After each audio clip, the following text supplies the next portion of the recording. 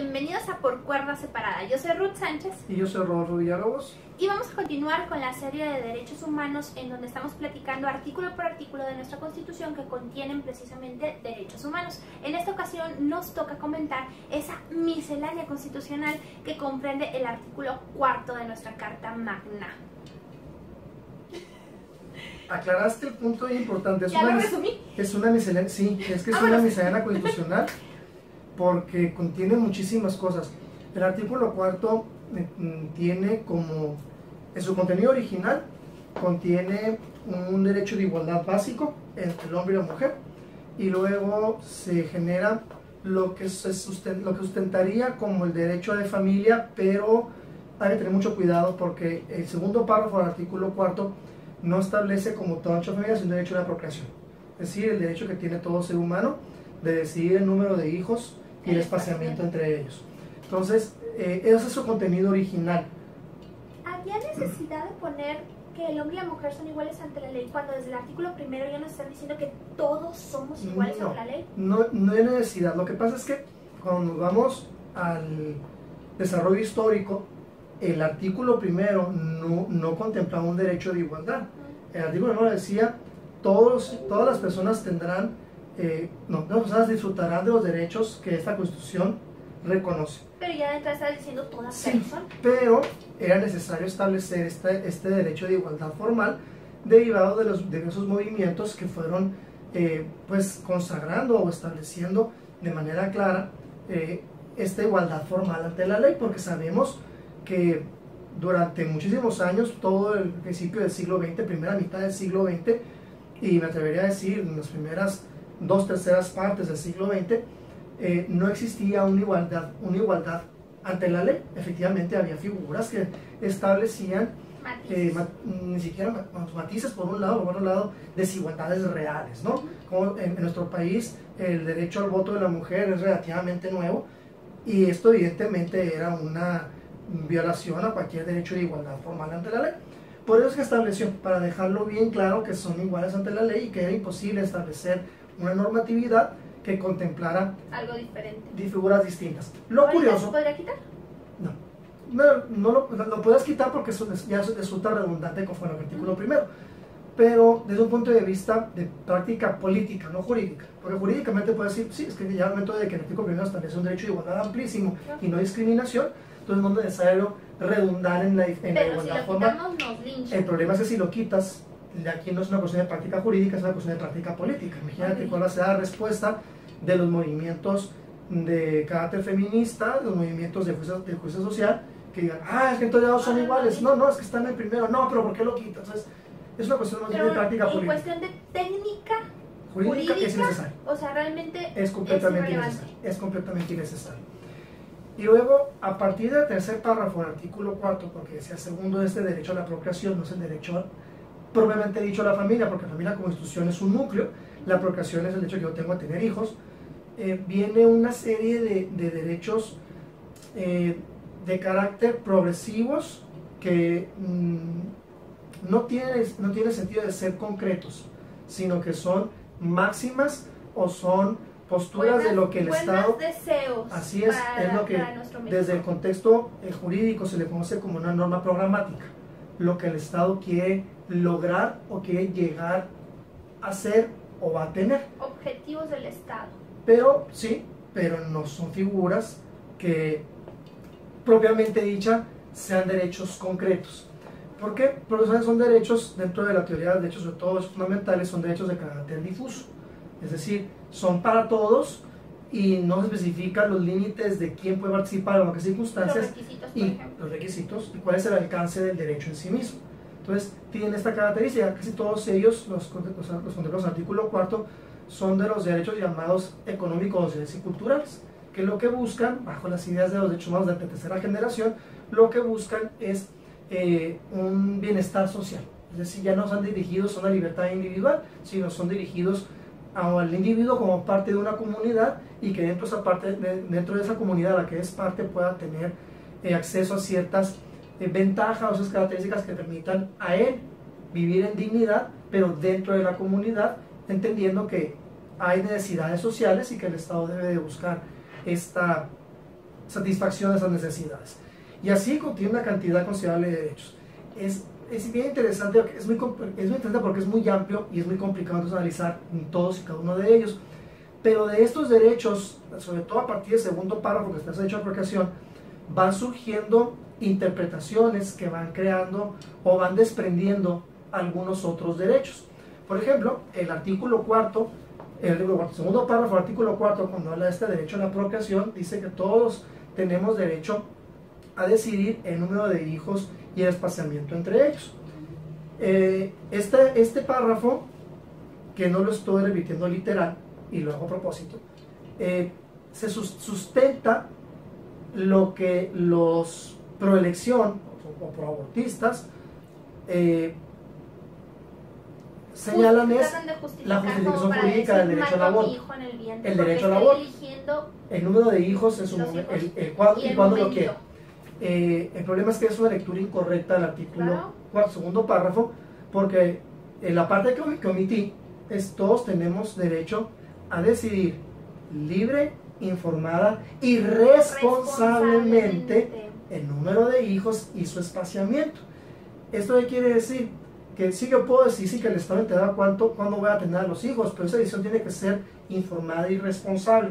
Y la responsabilidad va derivada, o más bien va de la mano del ejercicio responsable de mi patrimonio sexual. Claro. ¿Por qué? Porque el ejercicio de la sexualidad tiene una posible consecuencia que es precisamente el embarazo. Dentro de muchas es el embarazo. Y posiblemente el embarazo sea la mejor que te puede pasar. Entonces, de los muchos riesgos que puedes tener. Así es. Entonces, el uso responsable es antes de que esté embarazada. Exactamente. No es después de que esté embarazada.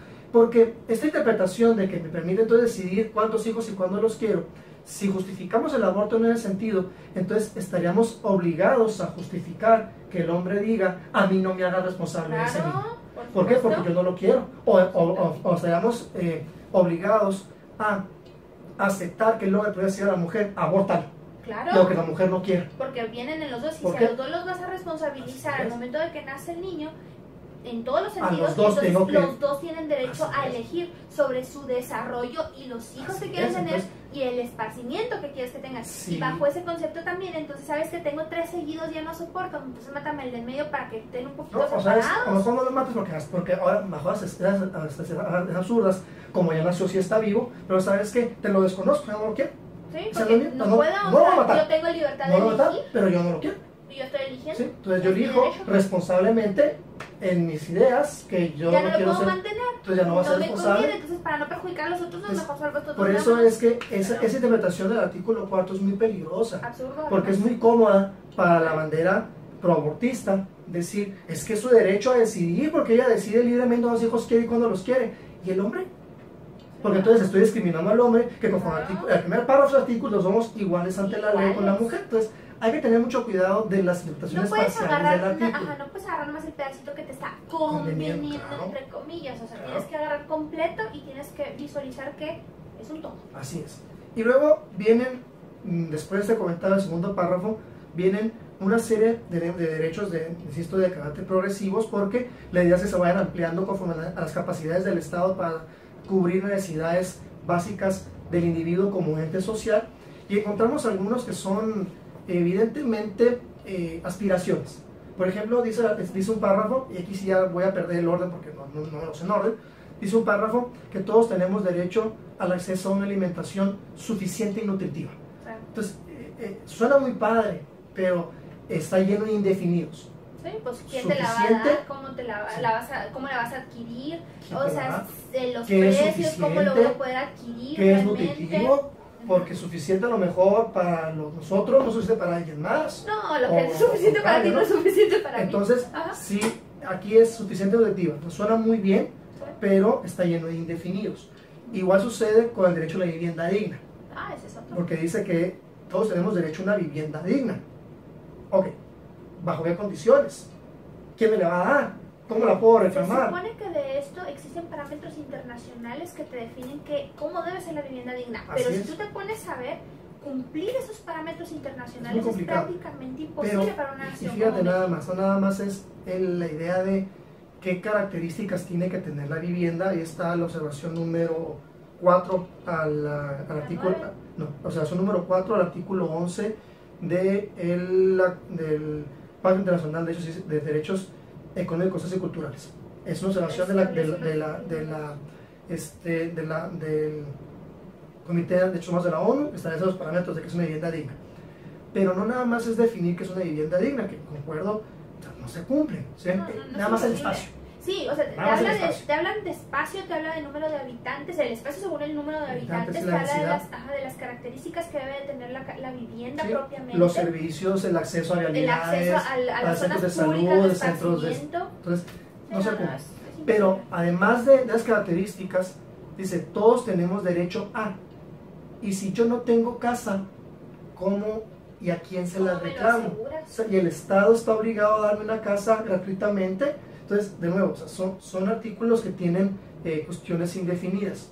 Ahí en algún momento lo hemos platicado, que lo que habría que corregir sería la redacción en todo caso.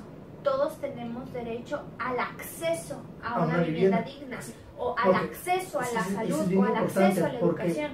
Porque decir todos tienen derecho a vivienda digna pudiera generar la posibilidad del Estado, que usará como en Venezuela, de decirte, tú no tienes casa, y entonces te la voy a quitar y se la voy a dar a él porque no tiene, como sucedió en Brasil con el caso Favelas. O sea, no son cuestiones que pudieran estar exentos, porque la amplitud del artículo es tal que deja muchos indefinidos. Y es peligroso. El problema de esos derechos difusos, normas programáticas, es que son normas incompletas. Dentro de la teoría de la norma, tú vas a encontrar que la norma perfecta, desde el punto de vista jurídico, tiene un sujeto, tiene una hipótesis normativa y tiene una consecuencia. Cuando el sujeto se adecua a la hipótesis, se activa la consecuencia. Decía Kant, si A es, debe ser B, y si B no es, debe ser C. Y así sucesivamente se sacan las letras. ¿Qué sucede con la norma, sobre todo derechos humanos, en especial los derechos difusos o derechos colectivos? Tienen el carácter de que o falta el sujeto o falta la consecuencia. Generalmente se construye nada más con la pura hipótesis normativa. O sea, todos tienen derecho a una vivienda digna. Y diríamos, no, ahí está el sujeto, todos. Lo que pasa es cuando son sujetos indefinidos, decir todos es lo que decir ninguno. Porque ¿quiénes somos todos? Sí, porque por ejemplo aquí entraría también el hecho de que, por ejemplo, yo no trabajo, yo no hago nada, y tengo derecho a vivienda digna, yo ni me quiero esforzar y dame mi vivienda. Sí, oye, ¿y por qué vas a tener el mismo derecho que el otro que se la pasa trabajando, que se la pasa batallando, que está esforzándose? Y aquí hay que decir una distinción. Una cosa es la vivienda digna y otra cosa es el derecho a propiedad. Sí, ojo. Sí, porque si no pueden dar vivienda, nos hacen un edificio grandototón, y todos los que no pueden gobiernar, mételos ahí está tu vivienda digna. O es que yo estoy rentando y no tengo casa, pero tienes vivienda digna. Sí. O el absurdo de la gente que cree que porque se mete a una casa que está vacía, puedo quedar con ella.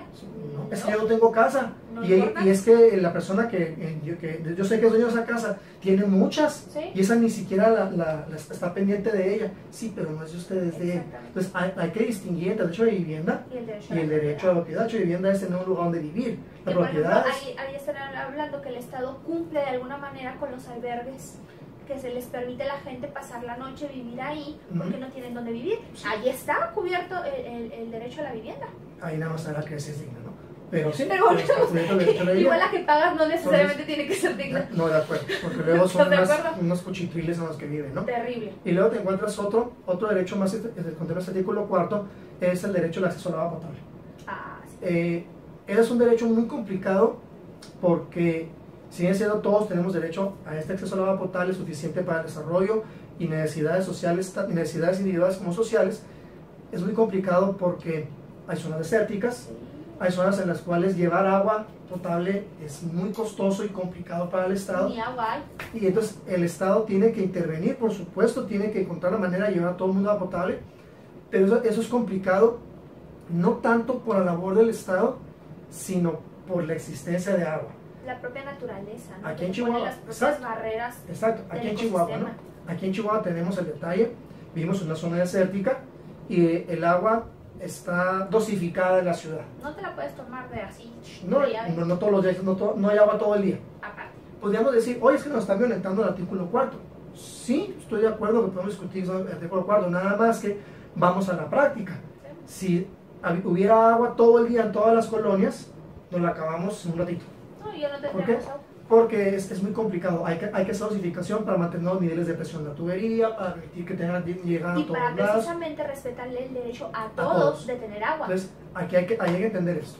Y luego, aquí por ejemplo, un elemento que ahorita está en discusión y que está generando cierto tipo de crisis, es que el Estado mexicano está cumpliendo de manera adelantada con el Tratado de Aguas, porque el pago del ciclo hídrico se vence en octubre. Hasta octubre, Entonces, no todavía ahorita. es posible esperarse un par de meses Claro.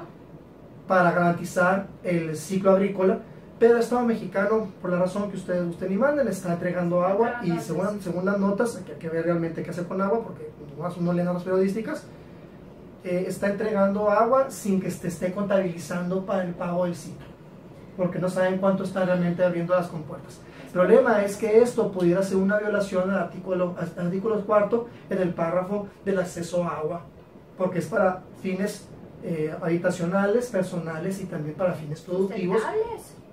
Completamente.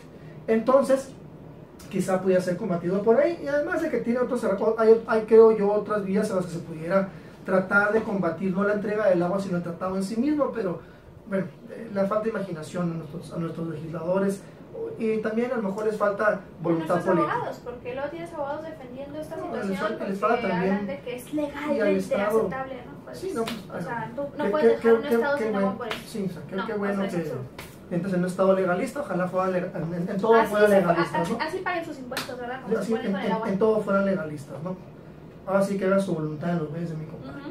Y luego, aunado ahorita decía la parte sustentable en el ejercicio hídrico, está el derecho al medio ambiente sano, Ujú. que también de nuevo es un derecho totalmente abierto, que no tiene un sujeto, y luego las indefiniciones de ¿y qué es un Sano, medio ¿cómo? ambiente sano? O ¿Y a sea, qué se refiere con sano? y luego, de nuevo, el que aparte de que es indefinido la hipótesis normativa, tenemos que no existe una consecuencia como tal. ¿Y qué pasa si no hay un medio ambiente sano?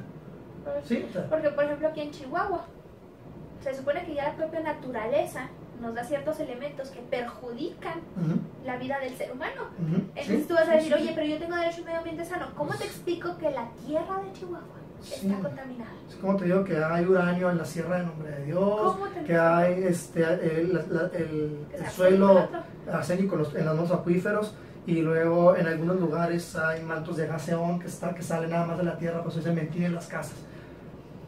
Pues sí, o sea, Pero y hemos sobrevivido por cuánto tiempo aquí en Chihuahua sí, y la tenemos verdad. derecho a un medio ambiente sano. sí, o sea, la demostración de que el ser humano se adapta, ¿no? Pero si es esta cuestión del medio ambiente sano, ¿qué entiendo por medio ambiente sano y cómo puedo yo Aquí aplicaría en hacerlo todo valer? caso, por ejemplo, todas estas leyes que han estado tratando de que, por ejemplo, no se fume en lugares públicos, Sí. no se fumen los Sí, menores, no te todo. perjudique la salud, algo que tú no estás eligiendo que te perjudique. No, inclusive los estudios de impacto ambiental para proyectos tanto públicos como privados tienen esta finalidad. ¿Por qué? Porque como el marco constitucional es tan amplio, es necesario a través de la norma secundaria ir definiendo los supuestos de la hipótesis normativa y las consecuencias. De ahí la idea de que es progresiva en una perspectiva de ser lo que queremos llegar a ser, es programático, es la finalidad o el objetivo que buscamos, en razón de que yo planteo el derecho amplísimo y que sea la misma norma y la evolución social la que vaya acotando y en su momento ampliando poco a poco el alcance del derecho. Por ejemplo, otro derecho a esta naturaleza es el derecho a la salud, que ya no dice derecho a la salud, gracias a Dios ya lo cambiaron, y ahora sí dice acceso a los medios de salud e instituciones de salud pública. ¿Por qué? Porque el derecho a la salud, como estaba planteado, me decía... Tendríamos que irnos a las cortes celestiales. Sí, no, o sea, resulta que me enfermé, no me van a paro. ¿Qué No. quieres que yo haga? No, el derecho es al acceso a los Sí. medios de salud, Yo tengo con forma todo de lo que esto atenderme. implica. Ajá. consulta, hospitalización, Medicamentos. farmacéutica, rehabilitación, o sea, todo lo que esto implica, todos tenemos derecho a acceso a esas instituciones. El Estado tendrá que crear las instituciones, y si no las crea, entonces sí podemos irnos al medio jurídico, en este caso al amparo, y decir, ¿sabes qué?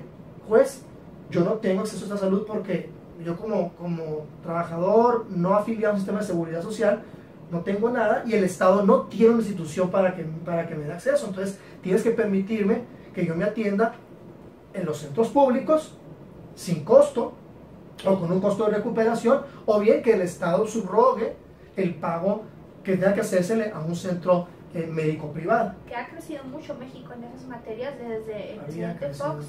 Bueno, vamos a confiar en que esto se va a enderezar. Pero desde el presidente Fox, sí, con la creación del Seguro Popular, que luego bueno, la verdad yo se desmantela y se crean maravillosos comentarios de la gente, y cada día iba mejorando. O sea, sí, porque también debemos entender que este tipo de derechos son tan amplios, son tan importantes, se ven tan relevantes, de tanto impacto, que es muy complicado para una nación tan grande, con tantas deficiencias económicas, culturales, cubrirlos. Pero ya el hecho de que antes una persona que no tenía ningún servicio de salud contara con algo, o sea, el poder ahorita ir a que te den una pastilla para un dolor de cabeza es un avance enorme, abismal. El que ahora un niño, por ejemplo, pudiera tener acceso a un tratamiento de cáncer de manera gratuita era extraordinario. Es más, era envidiable hasta por Estados Unidos. ¿Sí? Tú y yo platicamos con gente de Estados Unidos que nos decía, es que no es posible que te cubran eso. ¿Es en serio? Sí, en México lo tenemos. A veces se nos olvida que tenemos cosas que tenemos cosas muy buenas y nos enfocamos tenemos que enfocarnos en lo esas malo, cosas buenas. y nos enfocamos en lo malo y en criticar, y no en lo bueno.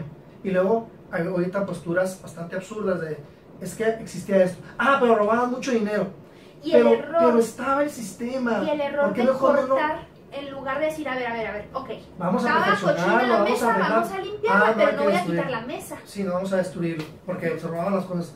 Vamos a perfeccionarlo, vamos a arreglarlo, en lugar de destruirlo y luego no construir nada en su lugar, porque lo que construyeron no sirve, no está operativo. Entonces, aquí creo que lo seguimos un poco con la desaparición del Seguro Popular, que era parte de esta mecánica. Y luego vienen dos derechos muy peculiares, que son derechos a la cultura, que son el derecho, es el acceso a los bienes culturales del país, el poder tener derecho a acceder a museos, a zonas arqueológicas, no a la educación, a la parte cultural, que pudiera ser conocer tu cultura desde la perspectiva, cultura es todo aquello que es creado por una civilización. Entonces, no la educación, ya hablamos de la educación, tenía como finalidad instruirte para incorporarte al mercado laboral. No, la parte cultural tiene esta idea de mejorar tu calidad de vida, porque tengas una capacidad de ampliar tu entendimiento del mundo. Y con ello puedes ver la parte histórica, la parte turística, la parte artística, y entonces tener acceso a las zonas arqueológicas, a las zonas de carácter histórico, tuviera acceso a las zonas de arte como museos, ir a ver y escuchar orquestas, de ahí los festivales que se hacen. O sea, esa es la finalidad. También no le bajen el presupuesto a esos tener patrimonio, acceso a tipo de actividades culturales, que tenemos festivales con una enorme importancia cultural y que tienen un impacto social y económico muy fuerte en sus lugares. Pensamos, por ejemplo, fomentan la paz, la convivencia humana de una manera pacífica, educada, en algunas áreas, no nada más, sino también te fomentan el conocimiento de tus raíces y tu orgullo nacional. Ahí está el Festival de la Guelaguetza, que es un festival reconocido de manera internacional por todo lo que implica una enorme derrama económica, y que sí es... La Feria de San Marcos. La Feria de San Marcos, las ferias locales, todas tienen sus características, vas viendo que son parte de eso cultural. Y luego, también, como parte de eso cultural, es la parte de la cultura física. Es decir, que todos tenemos tener acceso a poder practicar un deporte, y que el Estado tenga los medios para que nos permita practicar deportes. Parques, canchas, por eso en los parques gimnasios, hay también aparatos. ¿Por qué? Porque es necesario generar que el ser humano tenga la activación física. Y luego vienen 4 párrafos que se reducen en la llamada interés superior menor. El detalle es que la Constitución no lo define. Dice nada más que orientar las actividades. Ni la Constitución, ni las leyes secundarias, ni los códigos locales, ni la doctrina lo define, ni los jueces lo definen. Tienes que ir a tratados y sentencias de la Corte muy vagas. Pero ese interés superior de la infancia, en la idea de que es la guía en la actuación del Estado y la educación de los menores, pero nunca se define. Entonces, aquí de nuevo son derechos indefinidos que hay que cumplir. Y luego cierra el artículo cuarto con 3 párrafos nuevos que son establecidos apenas en este año, de las llamadas apoyos económicos a adultos mayores, indígenas, personas con discapacidad y las becas para estudiantes. Estos 3 párrafos de esos apoyos económicos, ojo, no son derechos humanos, porque inclusive su redacción dice apoyos y becas. El apoyo y la beca no es un derecho humano, ¿sí? Es eso, es un apoyo, es una beca, es un estímulo, pero no es un derecho humano. Cabe destacar que también ya se daban. Sí, ya vi. O sea, esto no es una novedad de los nuevos gobiernos. O sea, esto ya venía, y aparte no son ideas de México, han sido ideas que han surgido de manera internacional. Aquí es importante partir de lo que es la seguridad social. Estos apoyos económicos tienen como finalidad el cumplir con una visión de seguridad social. Cuando hablamos de seguridad social pensamos en el seguro social, en el IMSS, en el ISSSTE. No, el seguro social es una serie de elementos que tiene como finalidad que en el caso de que un particular no pueda hacerse de ciertos satisfactores, 5 catalogados como necesidades básicas para el punto de la seguridad social, que es la aceleración económica, tasa de trabajo, la salud, la vivienda, la alimentación y la educación. Si en particular a través de sus capacidades no puede satisfacer esas 5 necesidades, el Estado puede intervenir y suplir o sustituir al Estado para entregar el satisfactor. Cuando se cubren las 5 necesidades, estamos hablando de un Estado benefactor y un sistema de seguridad social universal en cuanto al alcance.